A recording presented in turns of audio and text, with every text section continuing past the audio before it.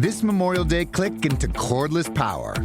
At the Home Depot, tackle your yard cleanup with the precision and gas-like power of the Ryobi 40-volt expanded cordless string trimmer. Then power through the heavier debris with more than an hour of runtime on the Ryobi 40-volt cordless battery blower.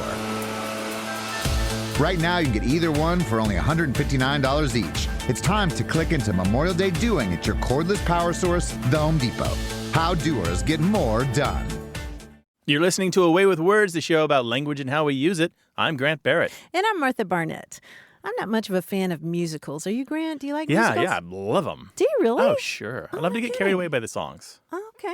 All right. Well, then you would love the musical I just saw. It's called Come From Away. And I have to say that even though I'm not a fan of musicals, this has to be one of the best theatrical experiences I have had ever in my life anywhere. That's saying something. You do. Yes. You see a fair amount of theater. I do see a fair amount, and this is just right up there. And let me tell you why. It's called Come From Away, and it just finished a run here at the La Jolla Playhouse. In the hours after the September 11th attacks, there were 38 planes carrying 7,000 passengers that were all diverted to Gander, Newfoundland. And it's the story of how they all converged on this tiny place that only has 500 hotel rooms. We're talking 7,000 people. Wow. And it's just an extraordinary tale in every way about what happened over the next few days. And it really made me want to go, of course, to Newfoundland. But in the meantime, I'm checking out all the language. The title, Come From Away. Well, that's There's interesting something in that there, right? Well, yes, that's interesting that you mention it. I mean, the language there is this really interesting, odd mix of English and Irish and French and Aboriginal languages. And so, yeah, you get these strange constructions like come from away, which you would think is a verb, but actually it's a noun. The whole thing, all three words? Yeah. Come from away is a visitor. It's someone who has come from I away. see. Sometimes it's just abbreviated as CFA. Isn't that CFA. cool? I'm a come from away. Yeah, Oh. yeah. And I'm really working on the pronunciation of this place, Newfoundland. They say, think of understand and Newfoundland because they get, Gotcha. they're not happy. Not Newfoundland. Oh my gosh. Yeah, we've gotten feedback about that before. Yes. So I'm trying really hard Love to get ya. it right. Thanks for writing. Grant, I just dies at you. You do? I know I'm handsome. No, you are very, very Yeah, right. handsome. But it means you're so funny if you say, I just dies at you. Oh, Isn't that nice. great? That's great. Yeah. Oh, I really like this one. If you do something remarkable, whether it's remarkably stupid or remarkably good, if you did something like that, Grant, I would say, Grant, who knit you? Who knit you? K-N-I-T, knit you. So what is the stuff of the earth that you've been knit from? Yes, basically? exactly. Oh, Who knit what are you you? made out of? Yeah. That's cool. Yeah, yeah. That's cool. Yes, see? So I'm going to share some more of those later in the show, but I thought you'd get a kick out Outstanding. of that. Newfoundland. Oh, dear. Newfoundland. Newfoundland. Understand Newfoundland. Understand Newfoundland. I think I've got that right. Let us know, people in Gander. 877-929-9673. Email words@waywardradio.org and talk to us on Twitter at WAYWORD. Hello, you have a way with words. Hi, this is Jordan Falk calling from Olympia, Washington. Hi, Jordan. Welcome to the show. Hey, Jordan, how can we help you? Well, I had a question about school mascots.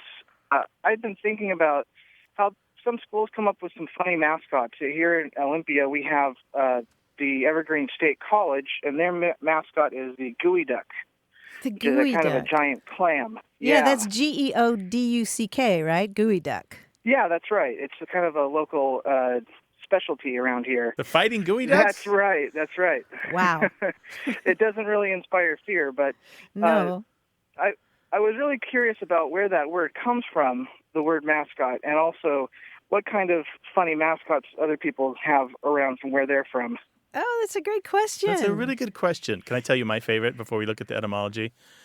It's the Definitely. University of California at Santa Cruz Banana Slugs. Because these long yellow slugs, about the color of a banana, about the size of a smallish banana that you find in the redwood forest here in California. My wife loves these. We have so many pictures of my wife holding banana slugs. Mascot is a really interesting word, isn't it, Grant? Yeah. It's got something of a murky etymology early on, but it seems to go back to a French word that has to do with a person or an animal or a thing that's a kind of talisman, something that brings good luck. It actually got popularized by a 19th century comic opera called La Mascotte. That was a French opera that had to do with some farmer who was cursed by bad luck, and so to bring him good fortune, his brother enlisted this country girl to be his mascot. That is his lucky charm. But the only catch was that she had to remain a virgin, and you can imagine how that goes in a comic opera. But it's interesting to think about it in terms of some kind of being that's with you to give you good luck. I'm also thinking about the Spanish word for pet, which is mascota. It's related to the same idea of some kind of creature that sticks around with you, a companion animal. I saw in one of the dictionaries there was a suggestion that maybe it goes back to Latin words for mask. Right. It might be related to mask. So you might have mask, and then witches are involved, Yep. and spells Sorcery, are involved. Right. So yeah. all along we're talking about magical. Right. I don't know, magical elements. Right, more magical than you think of now with sports teams. Now it's more like a symbol of the team. And don't also you think? to get the crowd riled up, Right, To do right. the stunts and the jokes and stuff. by those gooey ducks or whatever. So do they have somebody who dresses up like a gooey duck and revs up the crowd? They do. They look kind of funny. They look like a guy wearing a giant sleeping bag. So I was gonna say, Okay. I bet those halftime shows are fun. What kind of stunts can a gooey duck do?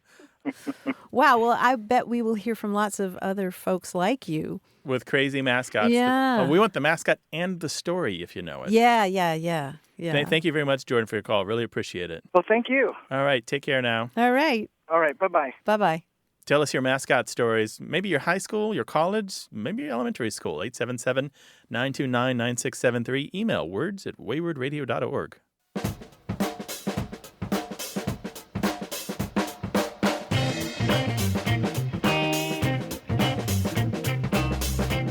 One great resource for words from Newfoundland is the Dictionary of Newfoundland English. Ooh, nice. Online. It's got a beautiful layout and typeface, and you can find all kinds of great stuff. Like, for example, the expression best kind. What's Do you that know mean? this? No, I don't know that one. It means wonderful, awesome. Instead of saying that's awesome, you would say that's best kind. Oh, nice. Or if I say, how are you today, Grant? You would say, oh, the best kind. Oh, so does it take the definite article all the time? The best kind? Not always, Okay, no. interesting. Reminds me a little bit of the business jargon best practices. Oh, interesting. Well, just because Hadn't it thought feels about that. unusual to have best in that way. Yeah, doesn't it? Yeah. Again, it's sort of that uncanny valley. Like it sounds like our English, but not quite. Oh, nice. It's like going to sleep for 30 years and waking up and realizing everything's changed around you. Sort of, yeah. Rip Van Martha. 877-929-9673. Email words@waywardradio.org. Hello, you have a way with words. Hello. My name is Dorothy. I live in Wauwatosa, Wisconsin. It's a suburb of Milwaukee. Wauwatosa. Welcome to the show, Dorothy. How can we help you? Well, I was just calling because it amazes me. I go to Florida in the wintertime, and I had to have a new, what I say, roof put on my home in Florida. And I mentioned to one of the neighbors that I was having this roof installed, and he said, a what? And I said, a roof put on my house. And I do have two little dogs. And then he laughed, and he said, oh, I think you're with your dogs too much. You're starting to talk like them. I thought, what are you talking about, you know? And he said, it's not a roof, it's a roof. And I said, well, I always said a roof. And they just laughed. They never heard of anything like that. And they were from Massachusetts. And I was just wondering which was the proper pronunciation, or if it depends on where you live. Like in New Hampshire, they say we park the car, and everybody talks differently right here in the States. Yeah, we do, don't we? Got that right. Well, let me ask you a couple other questions. What do you say for R-O-O-T? Oh, root. You don't say root? No, What do you say for R-O-O-M? the room. You don't say Yeah, root? that's true. And one woman, when I was in the pool in Florida, she said, well, of course it's roof. She's from New Hampshire. She said, O is ooh. And I said, well, then what would you call a sweater that somebody knit for you? A wool sweater? It's wool. And then she shut up. Yeah, or hoof, or foot, I don't right? know. So you say roof? I'm going to put that in a book. Yeah, book, hoof, foot. There are plenty of double O's in English that sound exactly like the way that you say roof. This is a classic American dialect split, but it's interesting. It's not very geographically pronounced. It is a little more common in the South Atlantic, the Gulf states, New England, but it's fairly sprinkled around the country, and a lot of the people who say roof do also say room, broom, root, things like that. But it's not completely consistent, and it all goes back to our language heritage in the United Kingdom, where many people also still say things like roof, but they are slowly adopting the roof pronunciation as well. I see. Well, Yeah. that makes So it is widespread. I mean, we're talking millions of people say roof. I mean, it's not like there's a handful of people. It is so pronounced, very well studied, the kind of thing that's going to come up in a Sociolinguistics 101 class. That's how well known it is. It's not like you and your dogs are wrong. No, your dogs are right. That's good. That's good. But you know, before I was talking to you, I was thinking about that, and another word, and then I think that is all over the United States that I would say 90% of people mispronounce, and that is realtor. Everybody says realtor. Yeah, you want a vowel between the L and the T, don't you? Your tongue like almost demands a vowel there. Yeah, it seems that way. Yeah. But anyway, the roof thing, I thought was... The folks in Florida and the lady from New Hampshire, it just maybe they need to get out more because it's very widespread. I'm surprised they didn't hear it. I think Dan Rather even had a couple of those pronunciations like that. Room. Really? He's Yeah. from Texas, right? A big room. Huh. Yeah. Well, I appreciate you bringing this to our attention, Dorothy. Just go ahead and roof all you want. Roof, roof, roof. You're totally fine. All right? Okay. It's a great American dialect feature. Don't worry about it. Okay, I Use will it do with that. pride. Take care now. All right. All Bye-bye. right. Bye-bye. 877-929-9673. Email words@waywardradio.org.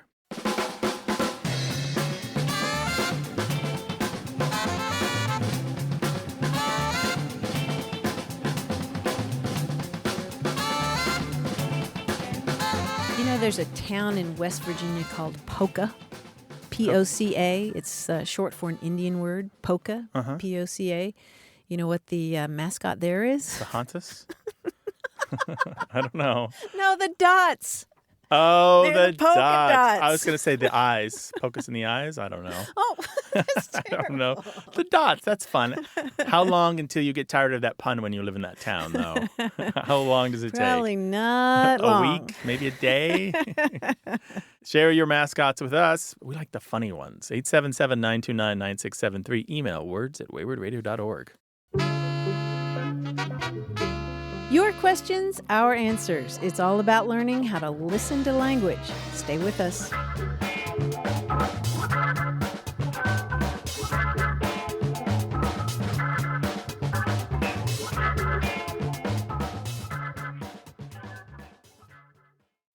When Sweet Tarts dared to combine sweet and tart, they thought, why stop there? Why not create other exciting and unexpected combinations, like rainbows and ropes, or fruity and gummy, or chewy and more chewy?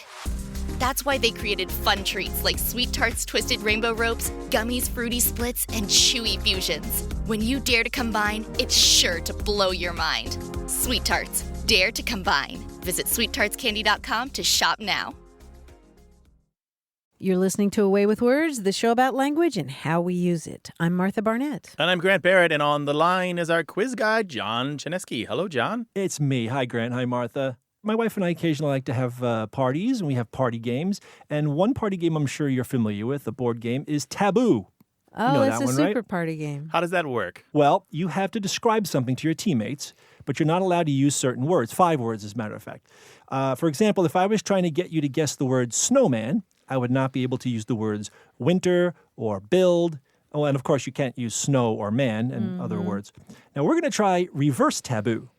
That's where I'll give you a list of words, and you tell me the term that those words are taboo for. Ooh. For example, signed, huge, first, signature, Declaration of Independence. John Hancock. Taboo for John Hancock. Yes, very Okay, good. Got it. Now, of course, the sooner you get the term, the more impressed I will be.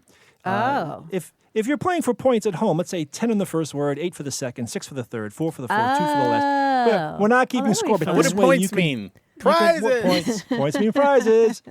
We're not keeping score, but you can play it as a game this way at home. Please do. Okay. Let's do it. Here's the first one. Cold, eating, Popsicle. no. Snow cone.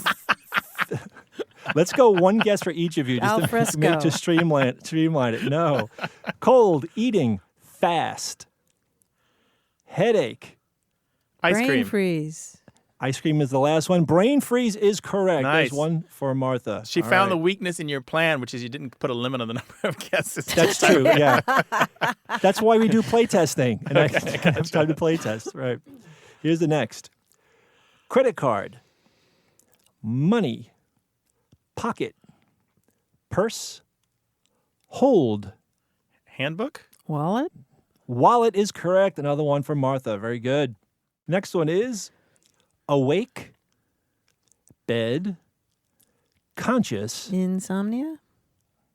night, stroll. Sleepwalking. Sleepwalk Lucid is dreaming. correct. Nice. Brook. Violin Chatter. concerto. Violin concerto is not right. Brook. Chatter. Tower. Babble. Babble is right. Very Look at good. you. This is your game. Tower. It's in her wheelhouse. Just throwing words out. I'm just like goofing. Nonsense I'm just like and clowning gibberish. around over here, and Martha's like serious. She's like, I'm gonna get Focus. this. I'm doing it. Hermione is at it again. Eye of the tiger. She's in there. All right. The tiger. Car. Clock. Burglar. Siren. Alarm. Alarm is right. Didn't even need fire. Very good. I'll give it to both of you. Imaginary. Great. For. F-O-U-R. Unreal. Amazing. The Beatles. No. Yeah, I was thinking Beatles or Mount Rushmore. Imaginary friend? No, imaginary. Fantastic. Yes. Ah, Fantastic. good. Grant. Good one. Let's try eggs, breakfast, eat, pig, sausage. Bacon. Bacon's right, yes. You guys are fantastic. You have to come over to my house for No, a party. Martha, you aced this one. I got like one, and John just tried to free buck me up with some false associating. praise, but okay. Thanks, buddy. I love Really free appreciate it. associating. Thank you, guys. We'll talk to you next Thanks, week. John. I'll see you next week. Take care. Bye-bye. Bye-bye. And if you'd like to talk with us about any aspect of language whatsoever, call us 877-929-9673 or send your questions and observations to words@waywardradio.org. Hello, you have a way with words. Hi, this is Nan Sturman. Nan Sturman. Hi, Nan. How you doing? I'm doing well. I have a plant question for you. bet you do. I bet you do. Nan Sturman, you do a television show. I do. It's called A Growing Passion, and we explore the growing world of plants, and it airs on public television. Yeah, you're in Southern California like we are, right? Yes, I absolutely am. And, you know, I deal with plants all the time, and I write about plants, and I design gardens and things like that. And there's this thing that's bugging me, and I wanted to ask you about it. The term plant is a noun and also a verb. So especially when I'm writing, I find myself writing, plant your plant. Plant the plant. The plant. Plant. The plant. You know, and it gets to the point where I feel like, aren't there other words I can use? Do you want another word for the verb or the noun? Or both. Yes. Because, I mean, I can say install the plant. But that sounds kind of clinical and mechanical. Yeah, it sounds like using screwdrivers. It sounds like you're building an auto plant. Yeah, exactly. Yeah, or I can say plant the biota or the flora, and that sounds superfluous. I mean, that just sounds like being pretentious, right? Yeah, you can't So do that. help me. I want to make things more Oh, interesting boy. for my readers and my listeners. What other Help me, languages do please. you speak, Nan? Not ones that will help this. Oh, okay. Oh, boy. Oh, boy. Plant. Well, we talked a million years ago on this show, because we have been on for a million years. That's right. We talked about rehoming plants. I wonder if you can just, when you put them in a new pot, I wonder if you can just talk about homing plants. Does that sound weird, or like you're talking about pigeons, like they're flying back from the coop with messages on their ankles? I don't know. Oh, Grant, I think my editors would redline that in about 1 millisecond. Oh, I see. We have gatekeepers. It's not just your final word. We have, like, picky people to get past. Well, sometimes often I am, but sometimes I have editors to work with too. But even so, I'm thinking about who's reading, my audience. Sure. Who's reading this or who's hearing this. Home your plant. What? All right, I have a couple suggestions. Obviously right. you can't get away with using plant at least a little bit of the time, right?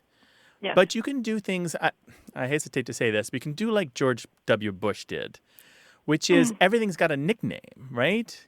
So you can say, put that beauty in the ground and watch, you could say, look at this bad boy. Isn't that the most amazing thing? Stick that little bugger in the hummus. Yeah. This little gem is going to flower like crazy if you do the following things to it. I have to say, I never thought of it that way, and that's a really good idea. Is it? Is it really? Don't sound surprised. In some situations, I certainly could imagine doing that in some situations. What I'm really looking to is vary the language I'm using. Yeah. So if I have some option to vary the language, that's one way to think about it. Yeah. Well, of course, you have to figure out who your audience is. Yeah. Obviously that's a more lighthearted tone, really kind of informal. Yeah. Another thing is, Yes. and I've heard, I spent a lot of time in beautiful Balboa Park here in San Diego, and some of the plant experts there will just fall back on the Latin forms of the plant name that are easier to say. And that's kind of nice. I can't think of any off the top of my head right now, but that's kind of nice. So instead of using the common name, they'll just toss out a little bit of Latin, which also sounds a little elevated, but sometimes is beautiful in its own way. So I don't know if you do that. I always use the Latin. You I always use do? the Latin. Okay. Good for you. I always have to. Oh, yeah, because if you use the common names, well, there's 50,000 different plants called daisy. That's Right, true. yeah, Right. And right. So Right. to be precise, I always use the Latin names. So, so I could say, plant your salvia or install your leptospermum. I don't know. That sounds a little Yeah, pretentious. the salvia is nice to say. The other one not so sure about. Well, yeah, there are other words for the verb is harder. Like we've kind of given you something for the noun that might be workable, but the verb is difficult because you are seeding sometimes. Sometimes you're nestling. Yeah, you're inserting. It starts to sound like softcore porn at some point, right? Depends on the come Latin on. name. Right. Yeah, there we go. I never thought about that. That would be a problem for garden writers, right? When I was young, Exactly. which is not that long ago, my grandmother gave me a book of gardening stuff from the 1930s. And the whole book was written in this interesting language where you didn't plant anything. Everything was introduced. Oh. You were introducing the plants to the soil. And in my child brain, I was like 9, I was imagining like a formal meeting with plants in top hats where they're like shaking hands in front of a committee. You know what? I'm betting we're going to get suggestions from listeners as well. We can crowdsource That would be this great. thing. Yeah, we can. What would you use instead of the noun plant or the verb plant? Give us a call, 877-929-9673, or send your ideas an email to words@waywardradio.org, or tell us about it on Twitter @WAYWORD. Nan, we will share our results with you. Surely something will come of it. I just warn you, though, usually it's puns. Love it. I love it. That's great. Thank you guys so All right, much. Take care. All Good right. to talk to you, Take Nan. care. Good luck with the show. Thanks. Bye-bye. Bye-bye.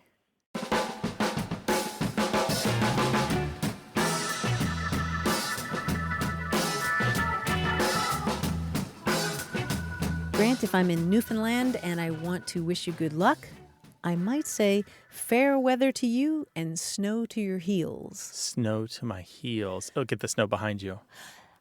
I was thinking that, and then I was thinking, I wonder if it means snow just up to your heels. Oh, I don't know. Yeah, that's better because snow is inevitable. So if you're going to have it, might as well not have a lot. But I kind of like it snow maybe behind you. Right, I don't the wind know. to your back. Maybe someone will call and tell us. Oh, now we have to go there.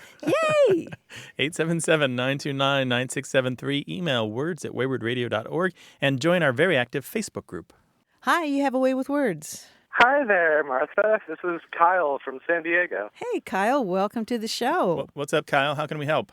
So I have an old saying that my mom would say to my brother and I growing up, that say we were instructed to clean our rooms, and instead we kind of just scooted everything off into the closet. She would say that was Finnegan McGee's corner. Finnegan McGee's corner? Yeah, and asking her about it, the first time that she had heard it was her mom on her Irish ancestry side, of course, talking about her great aunt and that she had this very well put together house, but if you opened a certain room, it would just be all of her knickknacks kind of piled up, and it would be Finnegan McGee's room.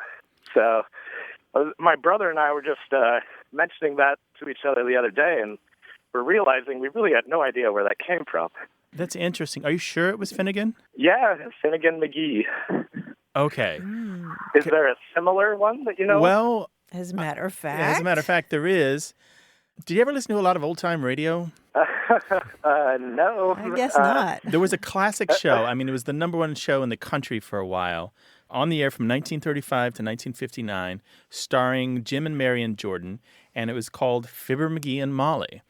And Fibber and his wife, Molly, it was basically a sitcom setup, family setup, and Fibber was a kind of a rascal, and she was the long-suffering wife. And anyway, one of the things that he always claimed that he was going to do was finally clean out that closet. And so at various times, every few episodes or so, he would go to a closet and open it up, and then the sound effects guys would have a really good time for like 90 seconds where it was everything in the world sounded like it was falling out of that closet. Bowling balls and jingle bells and bricks and books and flags and anything that could make the slightest noise or the biggest noise. And it was a running gag, and they used to get amazing laughs from it. But it's Fibber McGee's closet is the original expression. And for a long time, and it's faded now because old-time radio isn't what it was, but for a long time, you could find Fibber McGee's closet or Fibber's closet mentioned in newspapers and books and songs and in other movies, other radio shows as a really messed up, dirty, crowded thing that needed a lot of TLC. Ah, interesting. So it probably just got changed to Finnegan over the course of my family history. Yeah, probably. Sounds like it. Yeah. I've known people that have Fibber McGee drawers, too. That's just where you put everything. Mm-hmm. Yeah, I certainly have a few of those around. That's neat. I had no idea that it would be coming from your world, right? So mystery solved. Yeah, well, little did I know I'd be getting some radio history here. Yeah.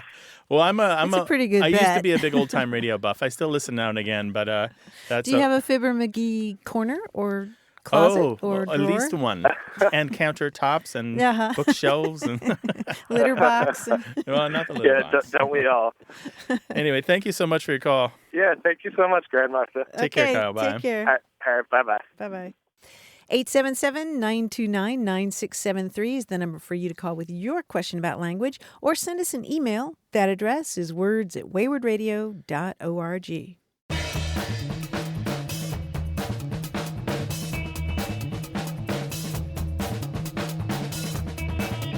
Here are a couple more high school mascots that I really like. One is from Hoopeston, Illinois. That's the Hoopeston Area Corn Jerkers. Okay. What does that mean exactly? That has to do with... When you're husking? Yeah. Back Shucking? in the old days. I think that's the sweet corn capital of the world, actually. I know, right? Let's go. Road That's one trip, thing I miss right? from Missouri is just sweet corn plucked right out of the field. Oh. Right. You would be a corn jerker in that case. Totally. There's another one from Avon, Connecticut, the Avon Old Farm Winged Beavers. Winged Beavers? Yes. What does the mascot look like? I'm going to envision in my mind some beautiful creature with like glowing eyes and okay. Yeah. 877-929-9673. Email words@waywardradio.org. Hello, welcome to Away with Words. Hello. Hi, who is this? This is Melissa Powell. Hi, Melissa. Welcome to the show. Hey, Melissa. Hey, Martha. Hey, Grant. Hey, where are you calling from? Shreveport, Louisiana. All right. All right, welcome to the show. Sounds like you're on the tail end of a cold or something. Well, I've got a little bit of a hoarse throat. Oh, I'm sorry. I am too. Well, you probably know that there's been a lot of rain in Louisiana and Texas. Yeah. I was watching rain fall down one day, and it was just like a waterfall going down the steps. And I thought about the word cataract, and I said, wonder why it means waterfall and also an eye problem. So, of course, what did I do? I went and looked it up in the dictionary, and it gave both definitions, but it didn't tell me why. It's the same word. You know, I think it comes from a Greek word that means waterfall. Mm-hmm. Yeah, you're right. It is kind of confusing, but there is an answer for that. Right, cool. It goes back to the Latin word cataracta, which comes from older Greek words that mean a waterfall and the idea of water rushing down. But the interesting thing is that in antiquity, the word cataracta also referred to one of those iron and timber heavy gates that are hung outside of a city to protect against invading hordes. The portcullis. Yeah, it's called a portcullis. Kind of thing that they drop so the enemy can't come in, right? Yeah, exactly. But you can still shoot arrows through. Yeah. You see that, for example, in the main entrance to the ancient city of Pompeii. Ooh. There's the portcullis, the big iron and timber door that drops down, and what you could do was let the enemy come in to the main gate of the city, and then the portcullis drops behind them, and then you've got them trapped. Oh, pour the boiling oil on them and so forth. Yeah, well, the oil was expensive. They didn't actually. I see. Yeah, but arrows, arrows, hot sand, that kind of thing. But anyway, the whole idea comes from the notion of something falling with great force and crashing like a cataract being a waterfall. Does that make sense? But so for your eye, it's a barrier coming down over your lens. So right? that's what a cataract is. It's a filmy, translucent, or even opaque growth in your eye that blocks your vision. It just comes down and blocks, just like those ancient gates blocking the enemy. So the figurative usage made it split off, and so now even in English we have these two meanings still. Yeah, how cool is that? That's pretty good. Now, I also have another question about cataract. When did it start being used for the eye problem? Do you know? That's a good question. Well, at least the 1500s. Okay. That sounds about right. And you'll find, there's always that long history of Greek and Latin being used in medicine and science, so I'm not surprised to find it. There are a lot of Greek words that use that prefix kata, meaning down. So like a catastrophe is literally a downturn. A cataclysm originally in English meant a flood. It meant inundating with water, so stuff coming down. Sort of like what you're experiencing in Louisiana, it sounds like. Well, I hope things improve there, and I hope we help. Oh, thank you. Take care now, Melissa. Okay, you too. Bye-bye. All right, bye-bye. This is the show about words and language and how we use them. I know that you spend your days thinking about the way that language is so insidious. Words pop up and you're like, why do we say that? This is the place to find out. 877-929-9673. Email words@waywardradio.org. Talk to us on Twitter @wayward and find us on Facebook. The last thing you want to hear when you need your auto insurance most is, "Thank you for calling. Please listen to your list of 46 possible service options." Which is why when you choose USAA Auto Insurance, you'll get great service that is easy and reliable. 24/7 online service for claims, access to roadside assistance, and more. All at the touch of a button. Start getting the service you deserve. Get a quote today. USAA. Ability to receive a quote depends on membership eligibility. Membership eligibility and product restrictions apply and are subject to change. USAA means United Services Automobile Association and its affiliates, San Antonio, Texas. You're listening to Away with Words, the show about language and how we use it. I'm Grant Barrett. And I'm Martha Barnett. We heard from John Dunn of Vista, California. He spent many years working as an analytical chemist for a major pharmaceutical corporation. And during the course of his career, he has heard so much corporate jargon that he was maybe in need of pharmaceuticals himself. Yeah. It was really getting to him. And so he wrote up his own version of Minutes of a Meeting. And it's sort of this wonderful linguistic cri de coeur. And Oh, I just boy. wanted to share it with you. Oh boy, this is one of the things where they pile on all this jargon all together in one. Yeah. And this one is just particularly choice, I think. So All right. here are his minutes from one of those meetings. It is what it is. So let's all reach out and circle the wagons to realign no-nonsense core strategic management perspective in order to take ownership and close the loop to see the bottom line and to afford us rationale at any rate, merely as a preference of choice, so to speak. Consequently, and at this particular point in time, if you will, to touch base, at the end of the day, moving forward to think green and outside of the box, needless to say, as it were. You're killing me. With Stop. wait, there's more. With regard to culture in and of itself, Being having a murdered live on the proactive air. stance. Additionally, in capturing the cost-benefit quality value added by our new paradigm, I'm actually so-called in retrospect, to optimize win-win priorities and take us to the next My ears level are while shutting down. facilitating fiscal responsibility and scaling cross-functional hurts. teaming to bring awareness and spell this out in context per se. In conclusion, are there any questions? Oh, no. The linguist in me says there's a place and time for all of that jargon, and I'm sure it does a job. But the human The in me ninth says... circle of hell. Yeah, you've stripped me bare and rubbed salt in the wound Right. and then made me walk for the remedy. It's terrible. It's so terrible that it's good. I mean, Yeah, no, and maybe it not. does make sense if you have a lexicon, that you can sit there and translate. I mean, grammatically, Yeah. it all makes sense. Barely. But I just love the way that Oh, this boy. is like a last ditch cri de coeur. I think I have an antidote make to it. them stop. Have you ever seen the video of Robert Benchley doing the Treasurer's Report? Robert Benchley, the writer for The New Yorker, funny guy, part of like this smart set in the 1930s in New York, used to do this skit that was finally recorded on video where he pretend to be the fill-in speaker for one of these academic organizations or a society of some kind. And he does a lot of this, like not really understanding what's going on. And eventually it kind of comes out that funds have been absconded with it. It's dry. It's a lot like this in terms of like the tone and the content, but maybe it's the correct antidote to this. Oh, that's pretty funny. It's the unicorn chaser to this poison that you put on the air.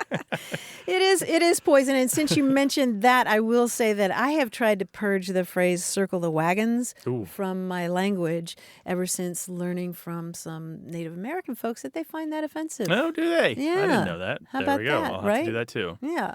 877-929-9673. If you've got business jargon to share, maybe just keep it to yourself. 877-929-9673. Email words@waywardradio.org. Hello, you have a way with words. Hi, this is Christina from Oakland. Hi, Christina. Oakland, California? Hi, Grant. Hi, Martha. Yeah, Oakland, California, of course. Oh, Of course. The one and only O-Town. Welcome to the show. Thank you. Thanks for having me. So, I get a lot of my news by listening to the BBC, and I recently heard one of the newscasters saying that some politician or other was biting the bit for, whatever upcoming campaign or something. And I'm familiar with the expression chomping at the bit to mean like, anxiety or anxiousness or like really like gunning to go, I guess. And I used to ride horses, and like when your horse is just like nibbling the bit, it can be a good thing, but if they get really obsessive about it, it can be a very like bad thing, and it can be a sign of anxiety.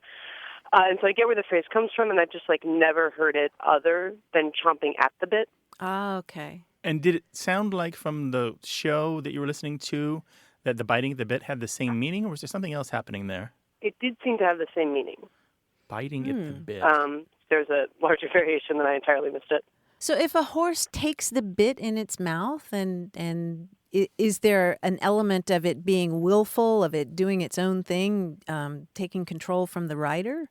I've had horses stick their tongues under the bit, and that helps them take control from the rider. But more, I think, like, you put the bit in their mouth, you put it on with the bridle, and that's great, and that's what you're supposed to do. And then sometimes the horse will chew the bit, right? And if they're sort of like slowly nibbling on it, like, that's fine, and that almost sometimes indicates relaxation. But if they start like really chomping at it and start really like gnashing their teeth, that's a sign of anxiety, and that's like obviously you're not going to get the training results that you want of horses really worked out than anxious. Okay. My sense of biting at the bit is that they're doing something willfully and they're trying to wrest control from the rider. I don't know if that's the context that you heard there. Okay, I mean, that could easily be. The context was political, so I might have just, heard biting the bit, interpreted it as chomping at the bit, and just, yeah, misunderstood your own the story. Experience. Christina, I don't know if we've helped you or not. You sound like more of an expert on horses. Oh, I don't know.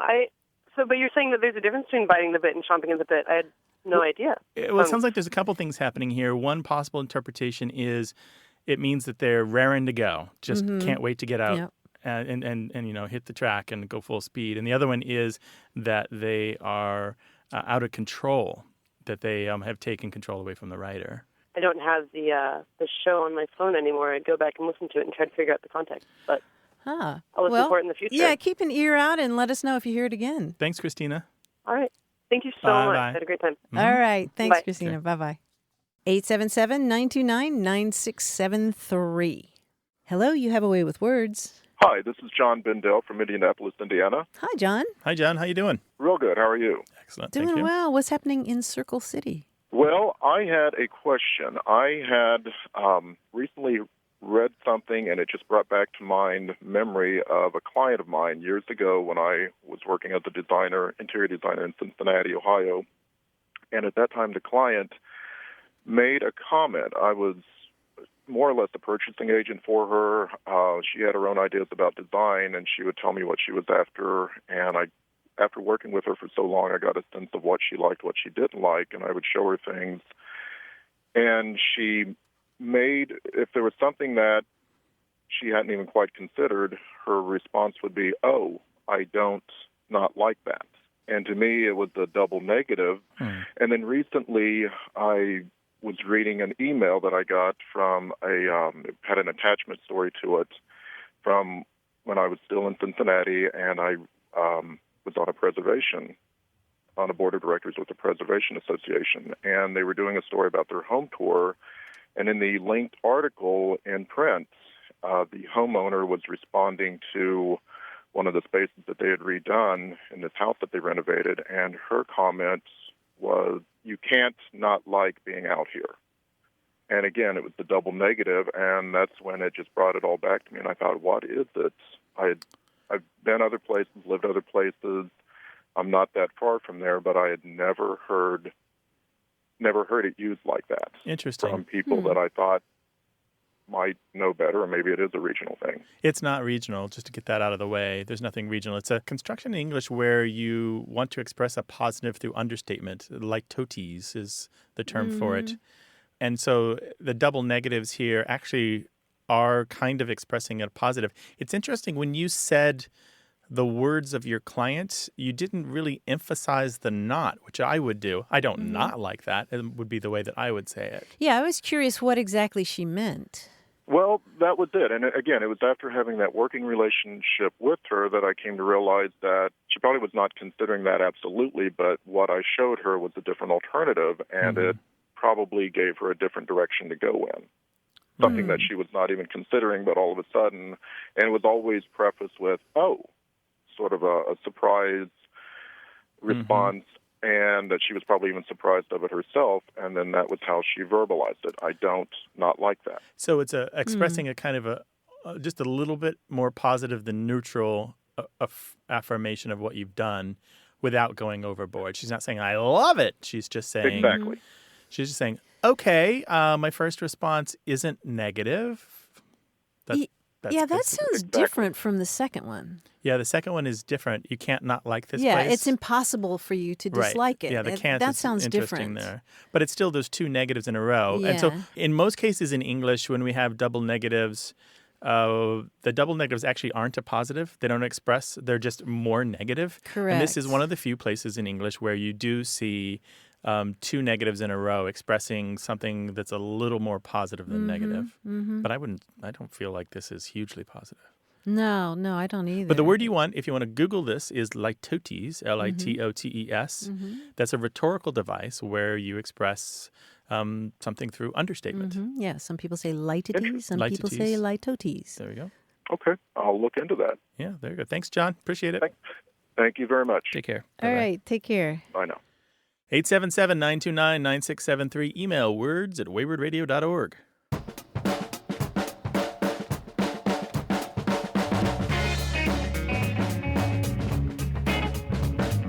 Another really interesting usage, Grant, that I think you'll like from Newfoundland English is the use of the word wonderful as an intensifier. So if you're really ill, I might say, Grant, you have a wonderful temperature. Oh, okay. Isn't that something? Yeah. Yeah. But so it just means a lot of or more of it, not necessarily positive. Right. Not necessarily. Like you might suffer a wonderful loss. It's significant. Yeah. So it's sort of like awesome in the old sense. Yeah. Wonderful. Inspiring awe or inspiring wonder, but it's just something remarkable. So something unusual wonderful. that I have wonder about it. Yeah. Isn't that interesting? Because we always think of wonderful in our use of English as something very positive, but not necessarily. That's a good one. 877-929-9673 is the number to call to talk about any kind of language. Hello, you have a way with words. Yes, hi. This is Michael calling from Dallas, Texas. Hi, Michael. Welcome to the program. Hey, Michael. Yeah, hi, Martha. Hi, Grant. So I wanted to see if you could help me gain some insight into a little jingle from my childhood that came up recently. The whole reason this came up is because it's springtime down here, and my wife and I were out for a walk with our son, and among other things, the dandelions are blooming. So we thought it'd be fun to teach our son this little jingle that we both knew, which is you pick up the dandelion and hold it by the stem with your thumb under the head of the flower, kind of like you're going to flip a coin. Mm-hmm. As you sing this little jingle, you flick the head of the dandelion off. And so the jingle goes, Mama had a baby and its head popped off. And then as you finish the jingle, you pop the dandelion off. And of course, my son thought it was fun, as I remember thinking it was when I was a kid. And later that day, we went over to a neighbor's house, and my son wanted to teach his friend this jingle, and he did the little jingle and flicked the head of the dandelion. And I noticed the parents of the friend looked at him with a little bit of concern and possibly even horror, because I guess it is kind of a dark little jingle. But it occurred to me at that point that they must not have ever heard this when they were kids. Everyone we knew growing up knew it. And so we started thinking about this, and we're both from New England, my wife from Boston, and I'm from southern New Hampshire. And now we're down in Texas, and we've since asked anyone who we think to ask down who's from Texas, and no one's ever heard of it. So maybe we could get to the bottom of this. Yeah, it would be jarring to hear it for the very first time. It reminds me of that lullaby, Rockabye Baby in the Treetop, about the about the bough breaking and the cradle falling. I mean, there's some pretty dark things that or Ring Around the Rosie, I suppose, is rather dark too. Yeah, it's a myth that's connected to the plague, though. It's not actually. Oh, is that right? Yeah. Oh, interesting. Yeah. Because a lot of people who I've asked about this dandelion jingle, they say, "Oh, it sounds very dark, like the Ring Around the Rosie." It's fairly widespread. A number of years ago, there was a conversation on the website Metafilter, which is a great community of folks, and they talked about this, and some people chimed in to say that there was a variant in Scotland, for example, in the 1970s, where it was something along the line of Mary Queen of Scots got her head chopped off. That's the version they used. And somebody else jumped in to mention that they didn't use dandelions. They used what is known as a plantain. It's not like the kind that you eat, but it's got long leaves. It's very common in the yard if you don't have a particularly nice yard. And it's got the little stem that pops up in the middle with the seed pod on the end of it, and you make a little loop around that seed head and pop it right off. We did that too, but we called it guns. We just made guns that way. They popped them off and they fly. They fly 10, 15 feet maybe. Yeah. I remember doing it with just about any flower, but the dandelions were the ones that it was understood we could pick them and dispose of them. So. Let me ask you, while we're talking about this kind of children's folklore, did you do the thing where you hold the yellow flower up to the chin to find out if they like butter? We did, yes, and that that's something that we asked around about as well, and my wife and I both did that. Yeah, we did too. But usually it turned into a chance to smear the dandelion on the other person's face. Yeah. Yeah, absolutely. That's right. We had another myth that if you smeared it on the chin and a certain amount of the yellow pollen stayed there. That meant something too. So that was clearly manufactured for fun. But anyway. Yeah, all the crazy stuff. So it's widespread, not necessarily regional, and lots of different variations, probably because it's passed from mouth to ear rather than on the printed page. Well, what we're going to do is, I know we're going to get a ton of email on this. Yeah, Everyone's we going to will. have these memories, and we'll find out if lots of folks in Texas say it, all right? Okay, thanks. Thanks for your All call. right. Really appreciate it. It's fun going down these old roads, isn't it? Yes, it is. Okay. All Thanks a lot. right. Take care. Take care.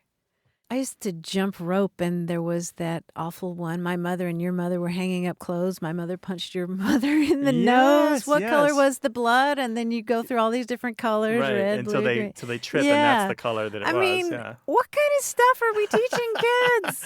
No, kids are teaching each other. Well, that's true, right? Right? Maybe a way of dealing with all the dark uncertainty in the world and life. And also being kind of a powerless. matter-of-factness, though, about the world, that the kind of world exploring has it. death and darkness in it. And just the kids are more resilient than maybe we think. I loved folklore books when I was a kid, and I know that you, the listeners, have tons of folklore in your life. This is a great place to share it, 877-929-9673. Email words@waywardradio.org.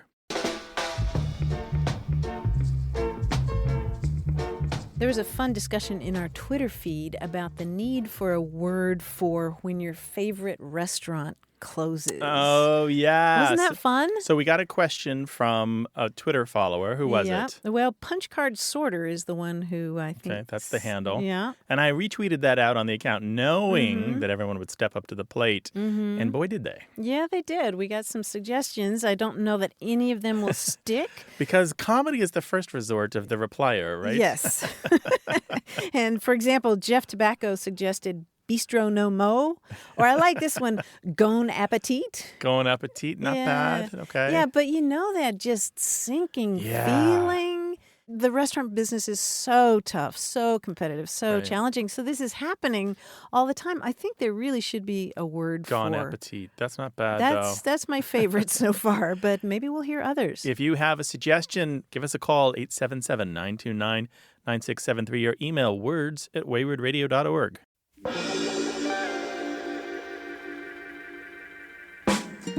Want more of A Way with Words? Listen to years of past episodes at waywardradio.org or find the show in any podcast app or iTunes. The toll-free line is always open, so leave a message at 877-929-9673, and we'll take a listen. We love to get your messages at words@waywardradio.org or hit us up on Twitter at WAYWORD. And look for us on Facebook. This program would not be possible without you. Martha and I are out to change the way we listen and think about language, and you're making it happen. Thanks also to senior producer Stephanie Levine and director and editor Tim Felton in San Diego. In New York, we thank production wizard James Ramsey, quiz guy John Chinesky, and that master of keeping it real, Paul Ruist at Argo Studios. A Way with Words is an independent production of Wayward, Inc. From the Track Recording Center at Studio West in San Diego, I'm Grant Barrett. And I'm Martha Barnett. Thank you. Bye-bye. So long.